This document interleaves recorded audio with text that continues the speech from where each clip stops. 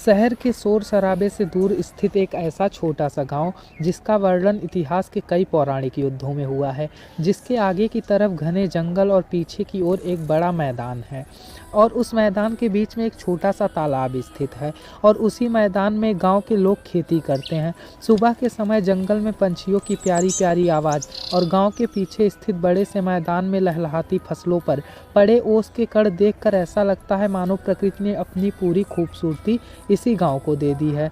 ऐसी जगह पर तो आप अपना दिन बहुत ही आसानी और खुशी के साथ बिता सकते हैं, लेकिन जैसे ही सूर्यास्त होने लगता है और धीरे धीरे शाम होने लगती है और अमावस की काली रात का अंधकार आसमान में फैलने लगता है, तब रात के सन्नाटे के साथ जन्म लेता है इस गांव का एक ऐसा रहस्य जिनको सुनकर संसार के किसी भी व्यक्ति का दिल दहल सकता है।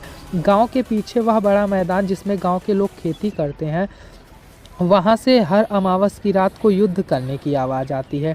हाथी घोड़ों के चीखने चिल्लाने की आवाज़ें आती हैं, मानो वहाँ किसी दो राज्य के राजाओं की सेनाओं के बीच आपस में घमासान युद्ध हो रहा हो। हालांकि कुछ गांव वालों ने जब इसकी जांच की तो जब वो वहां पहुंचे तो आवाज़ों ने अपनी दिशा ही बदल दी। आवाज़ दूसरी दिशा से आने लगी, जिसके कारण वह लोग भ्रमित हो गए और वहां उन्होंने कुछ नहीं देखा, यानी कि किसी व्यक्ति की वहां होने का कोई आभास नहीं हुआ। यह बात है तमिलनाडु के कोविल जिले के वल्लियूर नामक गाँव की। तो आइए दोस्तों, आपको इसकी पूरी कहानी बताते हैं। यह 9वीं सदी की बात है। पूरे तमिलनाडु प्रांत पर चोल साम्राज्य का शासन था और उस वक्त यह ज़मीन युद्ध भूमि का कार्य करती थी।